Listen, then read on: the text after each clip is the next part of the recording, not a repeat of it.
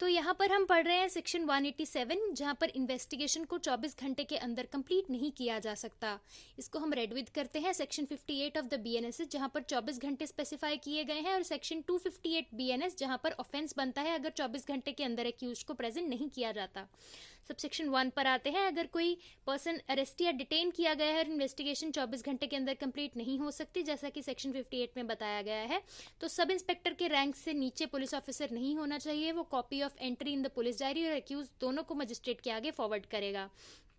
अच्छा, अब ये काम जो है वो मजिस्ट्रेट बिना जुरिस्डिक्शन के भी कर सकता है और जुरिस्डिक्शन के साथ भी कर सकता है। अगर जुरिस्डिक्शन के साथ करता है तो बेल और जो भी उसकी कंडीशंस होंगी उसको ध्यान में रखते हुए डिटेंशन को ऑथराइज करेगा। अगर उसके पास जुरिस्डिक्शन ही नहीं है ट्राई करने की एक्यूज्ड को, या कमिट करने की, या उसे अननेसेसरी लगता है कि रिमांड नहीं देना चाहिए या ऑथराइज नहीं करना चाहिए डिटेंशन को, तो वो कंसर्न मजिस्ट्रेट को फॉरवर्ड कर देगा। उसे ट्रांजिट रिमांड कहते हैं।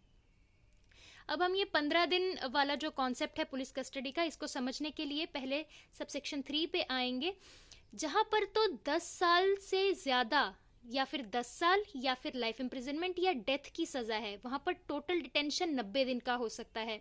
90 दिन में पुलिस कस्टडी और जुडिशियल कस्टडी दोनों आएंगे। जहां पर 10 साल से कम की सजा है वहां पर 60 दिन का टोटल डिटेंशन हो सकता है। ठीक है, तो यहां पर अब फिर आते हैं इनमें पुलिस कस्टडी कितने दिन की मिल सकती है। तो अब आते हैं सबसेक्शन 2 पर, जो हमने रेड वाले पार्ट से लिखा है। तो 15 दिन की जुडिशियल कस्टडी हो सकती है होल या फिर इन पार्ट, यानी कि सीधा 15 दिन या फिर 2 दिन 4 दिन ऐसे करके 15 दिन।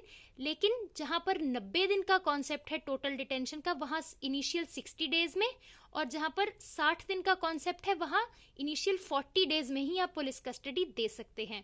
और जहां पर ये 90 डेज और 60 डेज एक्सपायर हो जाएंगे तो वहां पर डिफॉल्ट बेल का राइट अराइज हो जाएगा, प्रोवाइडेड दैट कि जो एक्यूज्ड है वो प्रिपेयर्ड है और फर्निश करता है बेल।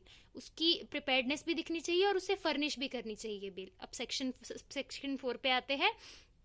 अगर इन पर्सन प्रोड्यूस नहीं किया जाता है जब तक कि वो पुलिस कस्टडी में है फर्स्ट टाइम और एवरी टाइम, तो उसे डिटेंशन ऑथराइज नहीं किया जाएगा, यानी कि ऑनलाइन नहीं किया जा सकता। लेकिन अगर जुडिशियल कस्टडी की बात है तो ऑडियो वीडियो इलेक्ट्रॉनिक मीन से दिया जा सकता है।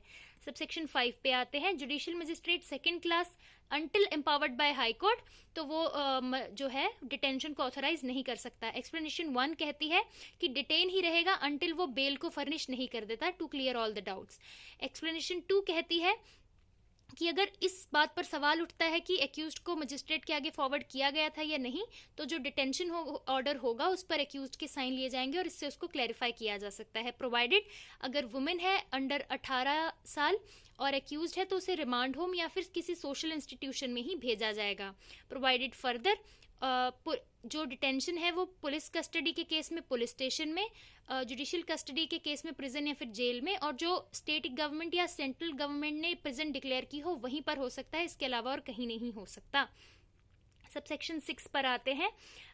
अगर कोई भी मजिस्ट्रेट जुडिशियल मजिस्ट्रेट अवेलेबल नहीं है तो जो नियरेस्ट एग्जीक्यूटिव मजिस्ट्रेट है, एसआई के रैंक से नीचे नहीं होना चाहिए पुलिस ऑफिसर, और जो जिस एग्जीक्यूटिव मजिस्ट्रेट पर पावर्स कॉन्फर की गई होंगी उसके पास लेकर जाया जा सकता है। वो डिटेंशन ऑथराइज कर सकता है विद रिकॉर्डिंग रीजंस, लेकिन 7 दिन से ज्यादा नहीं कर सकता। और 7 दिन एक्सपायर होने के बाद एक्यूज को रिलीज कर दिया जाएगा। और जब जुडिशियल मजिस्ट्रेट दोबारा से अगर रिमांड देना चाहे तो उन डेज को भी काउंट किया जाएगा, 90 दिन या 60 दिन जो भी है उसको काउंट करने के लिए।